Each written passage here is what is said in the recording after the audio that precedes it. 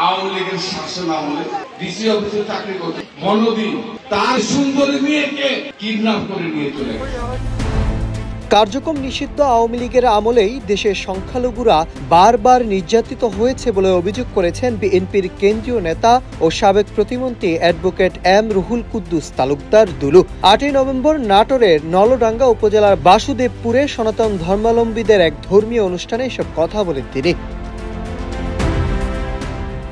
এ সময় দুলু বলেন, নাটোরে আওয়ামী লীগের ক্যাডাররা শুধু স্বর্ণের দোকান লুট করে থেমে থাকেনি, জেলা প্রশাসকের কার্যালয়ে কর্মরত সংখ্যালঘু পরিবারের এক নারী সদস্যকেও অপহরণ করেছে।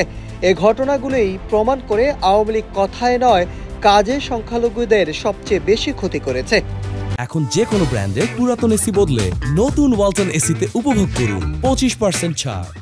বিএনপির এই নেতা আরও বলেন, 1962 সালের দাঙ্গার সময় আমার বাবা নাসির উদ্দিন তালুকদার এলাকার হিন্দু সম্প্রদায়ের মানুষকে আশ্রয় দিয়ে রক্ষা করেছিলেন। তিনি নিজেও 1996 সালে এমপি হওয়ার পর থেকে 2006 সাল পর্যন্ত সব বিপদে আপদে এলাকার হিন্দু সম্প্রদায়ের পাশে ছিলেন এবং এখনও আছেন বলে জানান তিনি।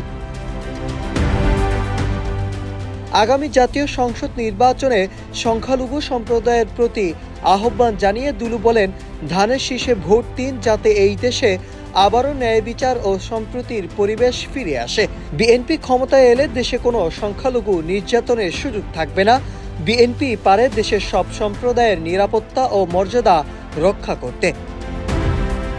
Nahid Hasan, news desk, Ittefaq.